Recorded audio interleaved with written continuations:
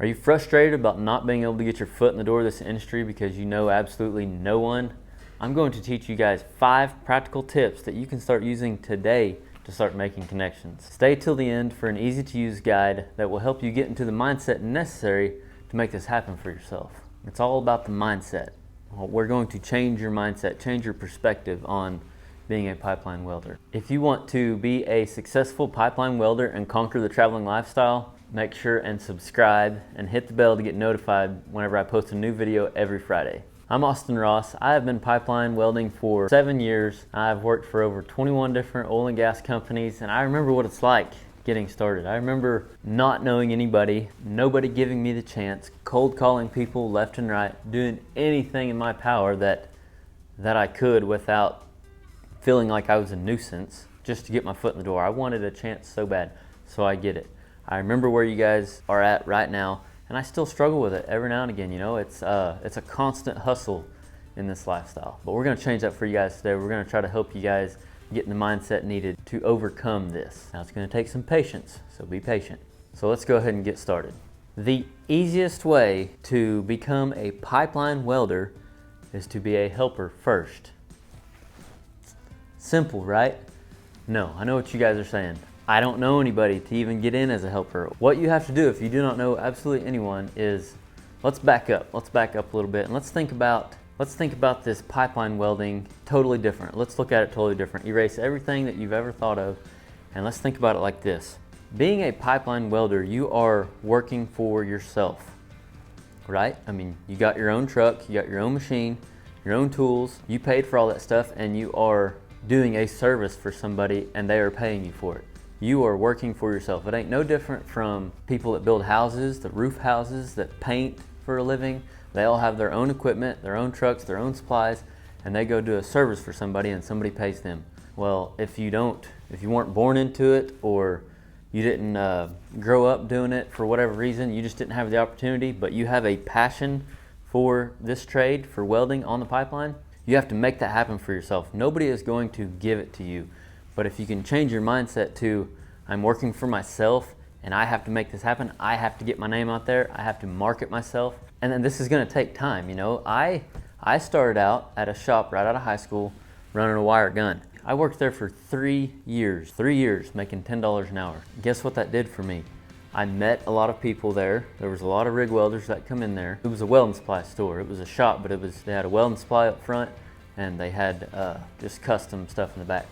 But I was able to meet people that way. But also, while I was meeting people, I was gaining experience. I was getting tons of experience. You have to get experience. That's the tip number 2. Any kind of welding experience is key. If you can't get the opportunity to be a helper, start welding. If you're in high school, go to welding school, especially if it's offered to you for free. That's the first step of getting experience right there in high school. If you know you want to be a pipeline welder, you have the opportunity to take a welding class, do it. Take the welding class. If you're right out of high school, get some welding experience. I don't care if it's putting up fence, putting up metal buildings, welding on water line, welding on, if it's TIG welding, MIG welding, it don't matter what kind of welding, just get some welding experience. Any kind of welding experience will help you tremendously just because you're starting to learn the fundamentals of metal. And that's all that pipe welding is. You're just fusing metal together. But you got to start somewhere with some kind of experience. So get any kind of experience, climb the ladder. If you're at one job and you have an opportunity to take a job that's going to get you closer to the pipeline, take that opportunity. Don't burn a bridge, leave on good terms. You know what I mean? You definitely want to leave on good terms because you don't want to forget where you came from, and you want to be thankful for all that experience that you've got through these low paying jobs or these jobs you didn't like just the greatest. But take the opportunity, move yourself up, even if that means a pay cut. Say you're making good money at a shop job, but it's not oil field related or whatever, and you have to take a couple dollars less to get into an oil field job, or you think there might be more connections there, more to learn there, take that job. Take a step back so you can take a step forward. It's these little things that are going to make the biggest impact. Realizing where you're at and taking advantage of that. So get experience is tip number 2. Are you guys getting excited about it? Hopefully you guys are getting excited because I'm excited. Comment in the comments, let me know. Say I'm pumped if you're pumped. All right, so tip number 3 is actually to be a helper. Some of you guys have connections. Some of you guys are probably closer to the opportunity than you think you are, but you just can't get it tomorrow. Like it's driving you crazy. You've got a welding truck put together, you've got experience welding, you've just got all this experience already, but you just can't get the opportunity. Be a helper. If you get the opportunity to be a helper, nobody knows you as a welder yet. Like these welding bosses, they get called all the time. People bullshitting them all the time about how they can weld and this, that, and the other. And they can't just take anybody who calls them and give them a chance no matter what you say on the phone. They don't waste their time on them because they don't know what they're capable of. It costs the contractor and the gas company money to test welders, so they're not just going to test anybody in the chance that they might bust. They need help at that time, so they're going to try to get the best help that they can get. If you do have experience or you know some people but you really want to weld, take the opportunity to be a helper. If you get it, being a helper is gold. Like that's your foot in the door. You won't be there long. You've got a welding truck. You can practice after work. You got, most likely will have some access to some pipe that way, access to people that can give you advice. You got so much access being a helper. So if you have the opportunity to become a helper, become a helper. Step 4, kind of risky, and don't do this if you're not financially like stable or whatever, but if you have no other option, go to a boomtown. Go to Watford City, North Dakota. Go to anywhere in Pennsylvania. Go to where Pennsylvania, West Virginia, Ohio all meet. Go to Texas. There's work all over Texas. Go to, but like Watford City, North Dakota is a good one because nobody wants to go to North Dakota, right? Go up there, get a job at the local welding supply up there. Get a job waiting tables up there. Sounds crazy, right? The other day, Kayla and I stopped to eat at a restaurant a town over from where we live, and we had drove by there on our way to town, and we saw a welding truck parked there. We come back and we wanted to eat dinner, so we stopped in there to eat. You know, hour probably we hung out and ate, and we left and the welding truck was still there. And most people would think, wow, this guy can't stay busy because he's got a welding truck and he's working at a restaurant waiting tables. Wow. That guy is, I don't know at all, but there's a chance that he's humbling himself and he's working there because around where he's working at, there's tons of work going on and tons of welding trucks that come in there to eat lunch, tons of oil field workers that come in there to eat lunch.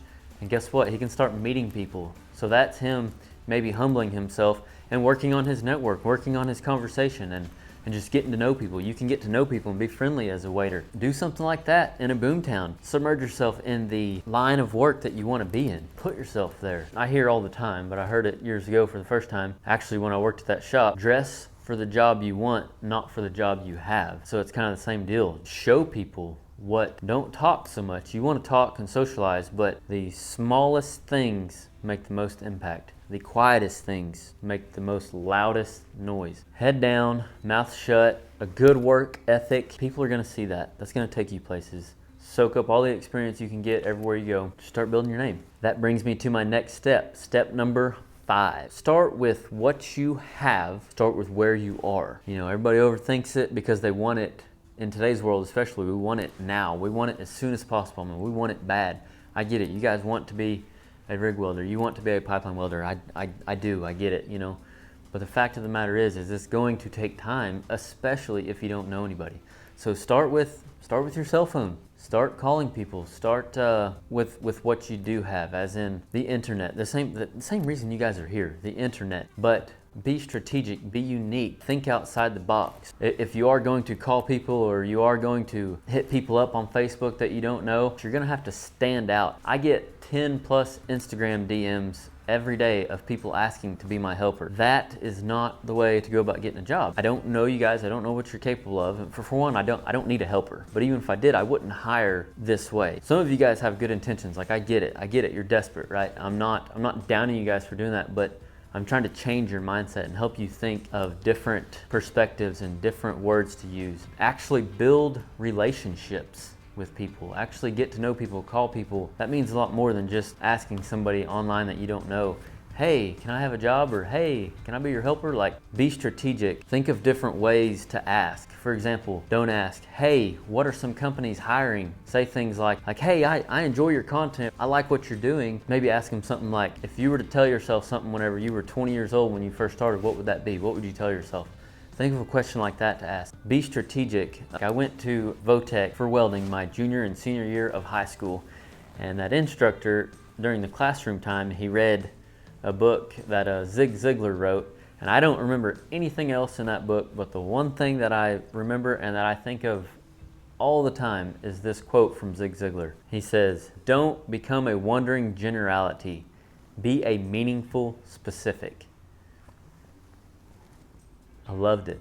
It stuck with me forever. I don't know, like that's key. Turn the tables on these welding bosses. Don't make it to where you gotta cold call them. Turn the tables on them and make them call you. It's gonna take more time, but start building your name, start building your network. One thing will lead to another. It's gonna take a little bit. It's gonna take some hustle. It's gonna take time.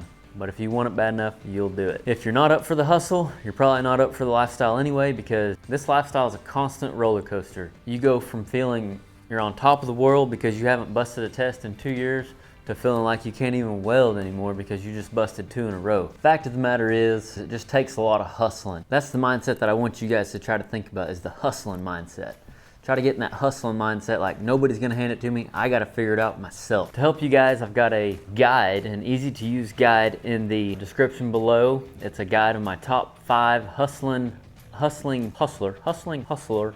mindsets, and how to think and act like a hustler and act in a way that's gonna help you land the job that you want. Like, subscribe, share this video. Let's keep the conversation going. Comment below and let me know what your biggest hurdle is of trying to get out there, get in this industry. Let me know what your biggest hurdle is. Let's talk about it. Everybody share your hurdle. Let's help each other. Remember, learn something every day. Thank you guys for watching. We'll see you guys next Friday.